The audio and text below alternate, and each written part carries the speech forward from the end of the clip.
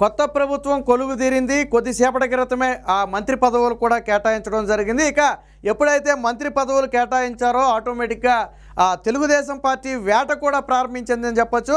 గత ప్రభుత్వంలో ఏదైతే అవినీతి అక్రమాలకు పాల్పడిన మంత్రులు కానివ్వండి, అధికారులు కానివ్వండి ఉన్నారో వారందరి మీద కూడా వేటు వేయటానికి, అలాగే అవినీతి మొత్తాన్ని కూడా బయటపెట్టి అవసరమైతే కటకటాలు వెనక్కి పంపడానికైతే పూనుకున్నట్టుగా తెలుస్తుంది. తాజాగా రోజా మనకు తెలుసు, ఆవిడ మంత్రిగా కంటే కూడా నోటి దూల ద్వారానే ప్రజలందరికీ ఎక్కువగా పరిచయం. సో ఆవిడ నోటికి అడ్డు అదుపు ఉండదు, ఏదైనా మాట్లాడద్ది. సాధారణంగా రాజకీయాల్లో శాశ్వత మిత్రులు శాశ్వత శత్రువులు అనేవాళ్ళు ఉండరు. కానీ నోరు అనేది అదుపులోకి పెట్టుకోకపోతే అందరూ శత్రువులే తప్ప మిత్రులు అనేవాళ్ళు ఎవరు ఉండరు. సో రోజాని వైసీపీ నేతలు చీకొట్టే పరిస్థితి, ఎందుకంటే అంత దారుణమైన మాటలు గతంలో చంద్రబాబు నాయుడు మాట్లాడిన పరిస్థితి.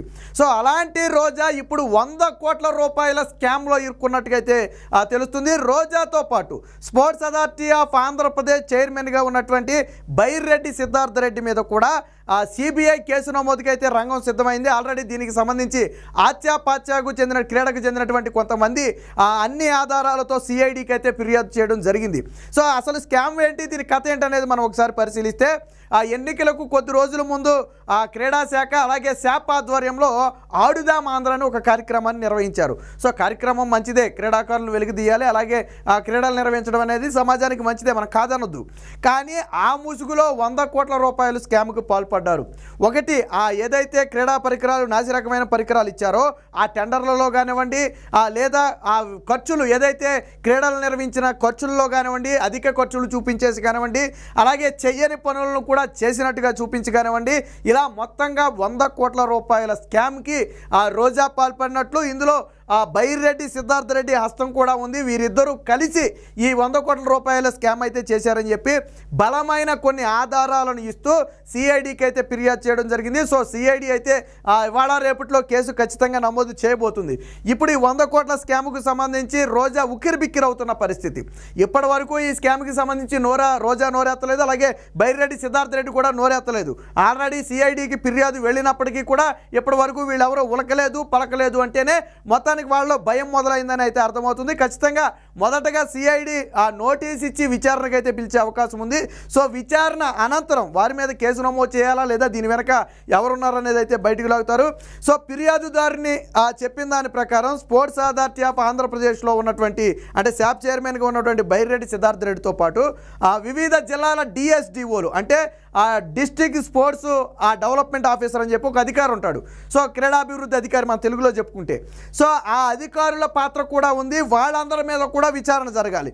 రోజా బైరెడ్డితో సిద్ధార్థ రెడ్డితోనే కాకుండా కింద కోచ్లు కానివ్వండి, లేదా ఇంకా కొంతమంది అధికారుల పాత్ర కానివ్వండి ఖచ్చితంగా ఈ స్కామ్లో ఉంది. కాబట్టి ఈ స్కామ్ మొత్తం కూడా ఇప్పుడు బయటికి తీయాలని చెప్పి బలంగా వాదన వినిపిస్తుంది.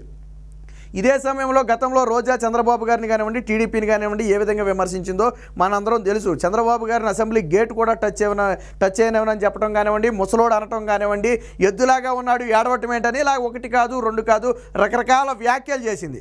ఒక మహిళ ఉండి సాటి మహిళ పట్ల మాట్లాడకూడని మాటలు కూడా భువనేశ్వర్ గారి గురించి కానివ్వండి, లేదా పవన్ కళ్యాణ్ గారి అంతకుముందు పెళ్లిళ్ళ గురించి కానివ్వండి రోజా రకరకాలుగా బహిరంగంగా మాట్లాడింది. సో ఒక మహిళ ఇంకో మహిళ గురించి అంత నీచంగా ఎక్కడా కూడా మాట్లాడదు. కానీ విలువలు లేనటువంటి రోజా ఏదో తనకు మెప్పు కోసమో, తనకు సీట్ రావడం కోసమో, లేదా వీళ్ళని తిడితే జగన్మోహన్ రెడ్డి తనకు తిక్కేసేస్తాడు అనుకుందో తెలియదు. కానీ మొత్తానికి ఆ స్థాయిలో అయితే విమర్శలు అయితే చేయడం జరిగింది. ఇవన్నీ కూడా తెలుగుదేశం పార్టీ ఖచ్చితంగా గుర్తుపెట్టుకుంది. సో మొదటగా పెద్దిరెడ్డి రామచంద్రారెడ్డి అలాగే రోజా వీరిద్దరి మీద అయితే చర్యలకైతే సిద్ధమైనట్టుగా తెలుస్తుంది. అందులో భాగంగానే ఇప్పుడు వచ్చినటువంటి కంప్లైంట్కి సంబంధించి పూర్తి వివరాలు కూడా సిఐడి సేకరించే ప్రయత్నం జరుగుతుంది. సో విచారణకు పిలిచి తీగలాగితే ఆటోమేటిక్గా డొంకంతా కూడా కదిలిపోతుంది. మీరు ఆడుదాం ఆంధ్ర కార్యక్రమంలో క్రికెట్ బ్యాట్లు మీరు చూసే ఉంటారు కదా, ఆ సోషల్ మీడియాలో విపరీతంగా ట్రోల్ అయింది. అవి ఎలా అంటే ఇరిగిపోయాయి. ఒక బాల్ ఆడకుండానే ఆ బ్యాట్లు ఇరిగిపోయిన పరిస్థితి, గట్టిగా ఒక ఓవర్ ఆడకుండానే ఇరిగిపోయిన పరిస్థితి. ఇక ఆడుదాం ఆంధ్రలో క్రికెట్ వికెట్లు ఏవైతే ఉన్నాయో వాటిని చేతే ఇరిగిపోయే పరిస్థితి. గట్టిగా 4 పుల్లలు కలిపి ఇరిసినా కానీ అలాంటిది వికెట్ని ఇలా ఇరిస్తే ఇరిగిపోయే పరిస్థితి. సో అంత దారుణ బాల్ తగిలితే వికెట్ సగానికి ముక్క కింద ఎగిరిపోయే పరిస్థితి, టెన్నిస్ బాల్ తగిలితేనే. సో అంత దారుణమైన నాసిరకం ఆట వస్తువులు వాళ్ళు ఇవ్వడం జరిగింది. మరి ఈ టెండర్లలో వేల కోట్ల రూపాయల టెండర్లు ఇవన్నీ. సో ఈ టెండర్లలోనే 100 కోట్ల రూపాయల స్కామ్ జరిగిందనేది ప్రధానంగా చేస్తున్నటువంటి ఆరోపణ. దీంట్లో స్పోర్ట్స్ అథారిటీ ఆఫ్ ఆంధ్రప్రదేశ్ పాత్ర ఉంది, అలాగే క్రీడా శాఖ పాత్ర ఉంది. ఆ రెండింటికి హెడ్లుగా ఉన్నటువంటి రోజా, బైరెడ్డి సిద్ధార్థ్ రెడ్డి పాత్ర ప్రధానంగా ఉంది. కింది స్థాయిలో వివిధ జిల్లాల క్రీడాధికారుల పాత్ర కూడా ఉంది. ఖచ్చితంగా వారిని కూడా విచారించాలి. వాళ్ళు కూడా ఈ స్కామ్లో, ఈ అవకతవకల్లో వాళ్ళు కూడా తలో చేయేశారు, వాళ్ళు కూడా భాగస్వాములు అయ్యారు. కాబట్టి వారి పాత్ర కూడా ఉందని చెప్పి స్పష్టంగా చెప్పడం జరిగింది. వాస్తవానికి మనం కొబ్బరిమూట పెట్టి ఆడినా కానీ అది వెంటనే విరగదు కదా. కానీ జగన్మోహన్ రెడ్డి ఇచ్చిన బ్యాట్లు అంత వెంటనే ఎలా ఇరిగిపోయాయి? పోనీ ఎవరో ఒక చోట 2 చోట్ల విరిగిపోయి ఉంటే సరే, యాదృచ్ఛికంగా ఏదో ఇరగొట్టారే బలవంతంగా అనుకోవచ్చు. కానీ మొత్తం ఎన్ని బ్యాట్లు అయితే ఇచ్చారో అన్ని చోట్ల ఇదే గోల. అసలు ఆ బ్యాట్లు ఎందుకు పనికొస్తాయి? కనీసం గేదెలు కోసుకున్నట్టు తోలటానికి కూడా పనిచేయవు. అంత దారుణమైనటువంటి నాసిరకం బ్యాట్లను ఇవ్వడం జరిగింది. అలాగే ఆట వస్తువులన్నీ కూడా అంతే నాసిరకంగా ఇచ్చారు. అలాగే టోర్నమెంట్లు ఖర్చులు ఏకంగా డబలో త్రిపులు చూపించేశారు. ఇప్పుడు ఒక టోర్నమెంట్ ఖర్చుకి ఒక 100 రూపాయలు అయిందనుకోండి, 200 రూపాయలు లెక్క రాస్తారు. దానికి నిర్వహణకు 4 లక్షలు అయితే 8 లక్షల లెక్క రాస్తారు. సో ఇలా 1 కాదు 2 కాదు అనేక అవకతవకలకైతే ఆ రోజా కానివ్వండి, బైరెడ్డి సిద్ధార్థ్ రెడ్డి కానివ్వండి పాల్పడినట్టుగా ప్రధానంగా ఫిర్యాదు అయితే అందడం జరిగింది. అది కూడా ఆ క్రీడాకారులే. ఆచాపాచి అనేది ఒక క్రీడ, ఆ క్రీడకు చెందిన వాళ్ళే కొంతమంది ఫిర్యాదు చేయడం జరిగింది.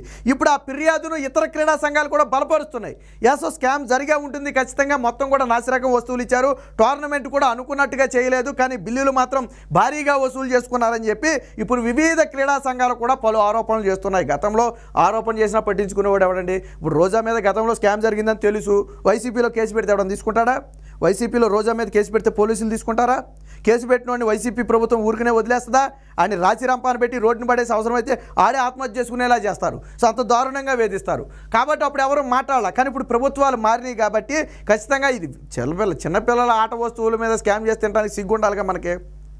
క్రీడాకారులు అంటే ఎవరో ఆడుకునే పిల్లలకి ఇచ్చే ఆట వస్తువుల మీద కూడా స్కామ్ చేసి తింటే ఇంతకంటే దారుణమైన పరిస్థితి ఉంటుందా?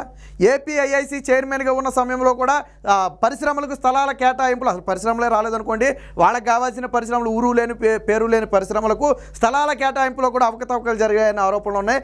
దాని కుంభకోణాన్ని కూడా బయటికి లాగాల. గతంలో బీపీ ఆచార్య, జగన్మోహన్ రెడ్డి అక్రమాస్తుల కేసులో అరెస్ట్ అయినటువంటి ఐఏఎస్ అధికారి బీపీ ఆచార్య, ఆయన కూడా అప్పుడు ఏపీఐఐసికి ఎండీగానే ఉండేవాడు.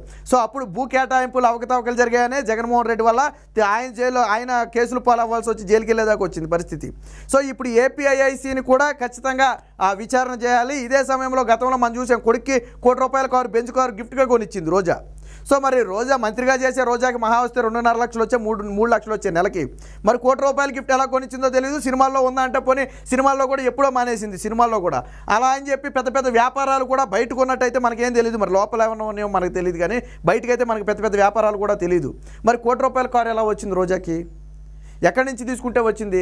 గతంలో చూసాం మనం, రోజాకి చెందినటువంటి వాళ్ళ బ్రదర్ అయినటువంటి ఒక వ్యక్తి మున్సిపల్ చైర్మన్ పదవి ఇప్పిస్తానని చెప్పి 40 లక్షలు 30 లక్షలు డిమాండ్ చేశారు. తర్వాత పదవి ఇవ్వకపోగా మళ్ళీ గెలుస్తాం అప్పుడు ఇస్తామని చెప్తే, మీ వద్దు, మీ పదవి వద్దు, మా డబ్బులు మాకు ఇవ్వండి అని చెప్పి ఒక మహిళా కార్పొరేటర్, వైసీపీ మహిళా కార్పొరేటర్ అడిగితే దానికి సమాధానం చెప్పకపోతే ఆమె మీడియా ముందుకు వచ్చి ఆధారం పట్టుకుని వచ్చింది. ఆ రోజు డబ్బు తీసుకెళ్ళిన ఆధారాలు కానివ్వండి, వాళ్ళు మాట్లాడినవి కానివ్వండి, ఆ వాట్సాప్ చాట్లు కానివ్వండి, అవన్నీ తీసుకుని బయటకు వచ్చింది.